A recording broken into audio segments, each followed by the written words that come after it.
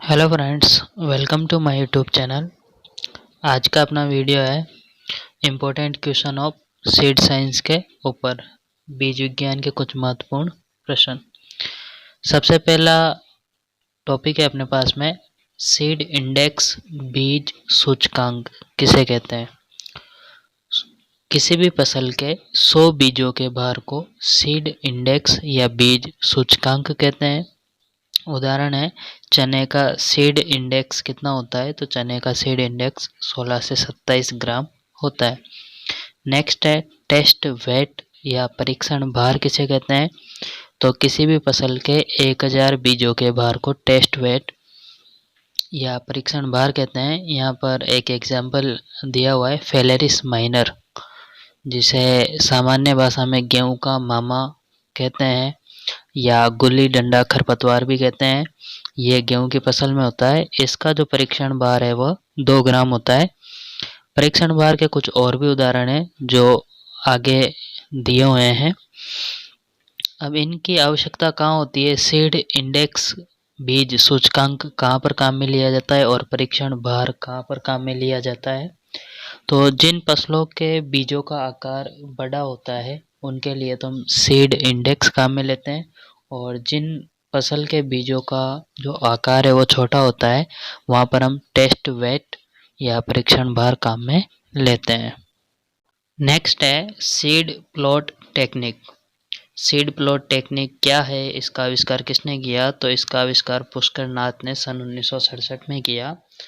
ये टेक्निक क्या है, तो ये तकनीक आलू की फसल में वायरस मुक्त पौधे तैयार करने के लिए काम में ली जाती है। नेक्स्ट है फिजिकल प्योरिटी, भौतिक शुद्धता क्या होती है, तो किसी भी फसल के अंदर अन्य फसलों के बीज या खरपतवार के बीज, कंकड़ पत्थर या अन्य बीज के अलावा जो अन्य अशुद्धियां हैं वो सब भौतिक अशुद्धता में आती है, जिन्हें हम आंखों से देख सकते हैं। अब जो भौतिक अशुद्धियां हैं जैसे कंकड़ पत्थर है या किसी अन्य फसल के बीज है, तो उन भौतिक अशुद्धियों को हम क्या कहते हैं, डोकेज। भौतिक अशुद्धता को क्या बोला जाता है, डोकेज बोला जाता है। इंपॉर्टेंट क्वेश्चन है। नेक्स्ट है जेनेटिक प्योरिटी, आनुवांशिक शुद्धता। तो आनुवांशिक शुद्धता क्या होती है, मुख्य बीज का उसी फसल की अन्य किस्मों के बीजों अथवा दूसरी फसल के बीजों से मुक्त होना उसकी आनुवांशिक शुद्धता कहलाती है। यानी कि जो भी फसल है जैसे बाजरा है, मक्का है, उसकी हम एक वैरायटी काम में लेते हैं, तो उस वैरायटी के अलावा अन्य वैरायटी का बीज उसमें नहीं होना चाहिए, अन्य किस्म का बीज उस फसल के बीजों में नहीं होना चाहिए। उसके अलावा जैसे मक्का का सीड है, अब उसमें बाजरे का सीड मिला हुआ है, तो वह भी, यदि ये सीड मिला हुआ है तो वह आनुवांशिक शुद्धता नहीं होगी। इसकी परिभाषा याद कर लेना। उसके अलावा यहाँ पर एक शब्द लिखा हुआ है रोगिंग। रोगिंग क्या होता है, तो जब भी हम किसी भी फसल की बुआई खेत के अंदर करते हैं, तो यदि किसी कारण से मुख्य किस्म में अन्य किस्म का बीज मिला हुआ आ जाता है, तो वह हमें जब फसल उगती है तब देखने को मिलता है। जैसे बाजरे के खेत में हम जाते हैं तो कई सारे पौधे लंबे दिखाई देते हैं, कई सारे पौधे एक समान ऊंचाई के होते हैं। तो वो जो लंबे पौधे हैं अथवा जो छोटे पौधे हैं वह अन्य किस्म के पौधे होते हैं। तो मुख्य मुख्य फसल की जो किस्म है उसमें से अन्य किस्म के पौधे को हटाने की जो क्रिया होती है वो कहलाती है रोगिंग। किन्हीं कारणों से जब बीज मिश्रित हो जाता है तो ऐसी समस्या आती है। खेत के अंदर असमान पौधे का दिखना, जो तुमने किस्म बोई है मुख्य किस्म, उसके पौधे तो एक समान दिखाई देते हैं, लेकिन अन्य किस्मों के बीज मिश्रित होने के कारण कुछ पौधे अधिक लंबाई के और कुछ पौधे कम लंबाई के बहुत छोटे दिखाई देते हैं। उन पौधों को हटाया जाता है शुद्ध बीज प्राप्त करने के लिए। वही क्रिया क्या होती है, रोगिंग। नेक्स्ट है ऑर्थोडॉक्स सीड या ऑर्थोडॉक्स बीज किसे कहते हैं, ऐसे बीज जो कम तापमान और कम नमी पर लंबे समय तक जीवित रह सकते हैं। जब उनका भंडारण किया जाता है तो उन बीजों को हम ऑर्थोडॉक्स बीज कहते हैं। उदाहरण क्या है इसका, तो इनका उदाहरण है अनाज वाले बीज और दलहनी बीज। नेक्स्ट है रिकैल्सिट्रेंट बीज, तो ऑर्थोडॉक्स जो बीज है उसका ये उल्टा है, यानी कि यह बीज कम तापमान और कम नमी पर भंडारण में लंबे समय तक जीवित नहीं रह सकते हैं, तो उन बीजों को हम कहते हैं रिकैल्सिट्रेंट बीज। इसका उदाहरण जो आम के बीज होते हैं वह रिकैल्सिट्रेंट बीज है। नेक्स्ट है अपने पास पृथक्करण दूरी या आइसोलेशन डिस्टेंस। ये क्या होता है, तो इसकी परिभाषा एक ही फसल की दो किस्मों के मध्य आनुवंशिक शुद्धता को बनाए रखने के लिए रखी जाने वाली दूरी पृथक्करण दूरी कहलाती है। ठीक है, एक ही फसल की जो दो अलग अलग किस्में होती है उनके बीच में दूरी रखी जाती है, किस लिए, आनुवंशिक शुद्धता को बनाए रखने के लिए। तो वो जो दूरी रखी जाती है उसे हम पृथक्करण दूरी या आइसोलेशन डिस्टेंस कहते हैं। पृथक्करण दूरी क्यों रखी जाती है और इससे आनुवंशिक शुद्धता किस प्रकार बनी रहती है, तो यदि आप लोगों को पुष्प की संरचना, स्वपरागण और परपरागण के बारे में जानकारी है तो आप इसे आसानी से समझ सकते हैं। यदि किसी को कोई दिक्कत हो तो वह कमेंट कर सकता है, उसकी प्रॉब्लम सॉल्व की जाएगी। नेक्स्ट है हमारे पास में test weight of different crops, अलग अलग फसलों का परीक्षण भार। सबसे पहला बासमती राइस, जो बासमती चावल होता है उसका परीक्षण भार कितना होता है, तो उसका परीक्षण भार 21 ग्राम होता है। जो सामान्य चावल होता है उसका परीक्षण भार 25 ग्राम होता है। कपास का परीक्षण भार 72 ग्राम होता है। अरहर का परीक्षण भार भी 72 ग्राम होता है। मटर का परीक्षण भार 100 ग्राम।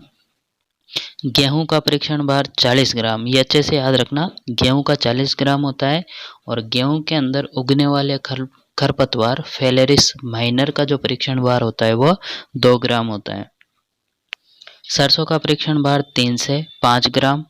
टोबैको तंबाकू का परीक्षण भार 0.25 से 0.30 ग्राम, स्टार लगा लेना, सबसे कम है तंबाकू का परीक्षण भार 0.25 से 0.30 ग्राम। सोयाबीन का परीक्षण भार 55 ग्राम। सोरगम ज्वार का परीक्षण भार 25 से 30 ग्राम। ल्यूसर्न रिजका का परीक्षण भार 2 से 4 ग्राम। सनफ्लावर सूरजमुखी का परीक्षण भार 40 से 50 ग्राम। ग्रीन ग्राम जो मूंग होता है उसका परीक्षण भार 34 से 36 ग्राम होता है। इनको अच्छे से नोट कर लेना। नेक्स्ट है कुछ फसलों की पृथक्करण दूरी दी हुई है। तो सबसे पहले स्वपरागित फसलें, ऐसी फसलें जिनके अंदर स्वपरागण होता है। तो स्वपरागित फसलों के बीच में जो पृथक्करण दूरी रखी जाती है वह कम रखी जाती है। क्यों? क्योंकि स्वपरागण होता है तो परागकण परागकोश से निकलकर वर्तिकाग्र पे जाता है, तो एक ही फ्लावर के अंदर दोनों स्ट्रक्चर होती है, इस कारण से पृथक्करण दूरी कम रखी जाती है। तो स्वपरागित फसलों में गेहूं, जौ, जई, धान, मूंगफली, सोयाबीन, तो इनके अंदर 3 मीटर की पृथक्करण दूरी रखी जाती है। इनकी जो दो अलग अलग किस्में हैं उनके मध्य 3 मीटर की दूरी रखी जाती है। फाउंडेशन सीड का प्रोडक्शन करना हो तो भी 3 मीटर, मतलब जो आधार बीज का उत्पादन किया जाता है उसके अंदर भी 3 मीटर रखते हैं। और सर्टिफाइड सीड प्रमाणित बीज का उत्पादन करना हो तब भी 2 अलग अलग किस्मों के मध्य 3 मीटर की दूरी रखते हैं। चना, उड़द और मूंग, फाउंडेशन सीड आधार बीज के लिए 10 मीटर और सर्टिफाइड सीड के लिए 5 मीटर। मटर में आधार बीज के लिए 20 मीटर और प्रमाणित बीज के लिए 10 मीटर। सरसों के अंदर आधार बीज के लिए 200 मीटर और प्रमाणित बीज के लिए 50 मीटर की दूरी रखते हैं। नेक्स्ट है परपरागित फसलों के मध्य पृथक्करण दूरी।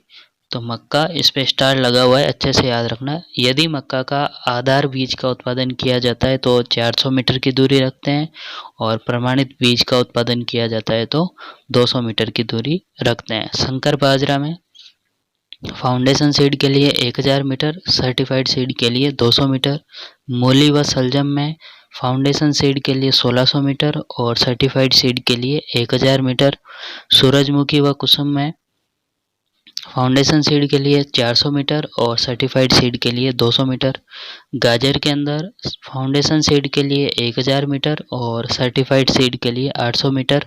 प्याज के अंदर फाउंडेशन सीड के लिए 1000 मीटर और सर्टिफाइड सीड के लिए 400 मीटर दूरी रखते हैं। नेक्स्ट है प्राय परपरागित फसलें, यानी कि जिनके अंदर स्वपरागण होता है लेकिन कभी कभी परपरागण भी होता है। तो इसमें सबसे पहले है संकुल ज्वार। संकुल ज्वार के अंदर फाउंडेशन सीड उत्पादन के लिए 200 मीटर और सर्टिफाइड सीड प्रोडक्शन के लिए 100 मीटर। संकर ज्वार में फाउंडेशन सीड के प्रोडक्शन के लिए 300 मीटर और सर्टिफाइड सीड के प्रोडक्शन के लिए 200 मीटर। कपास की फसल में फाउंडेशन सीड के प्रोडक्शन के लिए 50 मीटर और सर्टिफाइड सीड के प्रोडक्शन के लिए 30 मीटर दूरी रखते हैं। नेक्स्ट टॉपिक है सीड ट्रीटमेंट, बीज उपचार। जो लोग जेट की तैयारी कर रहे हैं उन्होंने 12th में पढ़ा है बीजोपचार, हर फसल के अंदर पढ़ा है। और जो 12th में है उन्होंने शायद 11th में बताया होगा तो ध्यान होगा। बीजोपचार होता है वह FIR मेथड से होता है।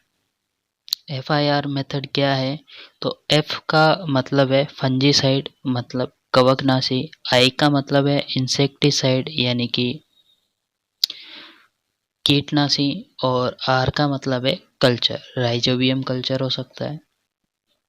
F का मतलब फंजीसाइड यानी कि कवकनाशी। सबसे पहले बीज को कवकनाशी से उपचारित किया जाता है। कवकनाशी में आप क्या क्या चीज़ काम में ले सकते हो? तो थायरम, कार्बेंडाजिम काम में ले सकते हो 2 से 3 ग्राम प्रति किलो बीज के हिसाब से। इंसेक्टिसाइड कीटनाशक में दीमक के लिए क्लोरोपाइरिपोस काम में लेते हैं 1 किलोग्राम बीज में 4 ml। और लास्ट जो R है उसका मतलब है कल्चर। कल्चर में हम राइजोबियम कल्चर काम में ले सकते हैं। दलहनी फसलों में जो अदलहनी फसलें जैसे गेहूं, जौ, तो उनमें एजेटोबैक्टर काम में लिया जाता है। फास्फोरस की घुलनशीलता के लिए PSB काम में लेते हैं, फास्फोरस सोल्यूबल बैक्टीरिया। और फास्फोरस के अवशोषण और उसके गमन के लिए VAM काम में लेते हैं, वेस्कुलर अर्बेस्कुलर माइकोराइजा। इस टॉपिक से रिलेटेड कोई समस्या है या कुछ समझ में नहीं आया है तो आप कमेंट करके बता सकते हो। और वीडियो अच्छी लगी हो तो लाइक कमेंट ज़रूर करें, वीडियो को शेयर करें, चैनल को सब्सक्राइब करें। Thank you.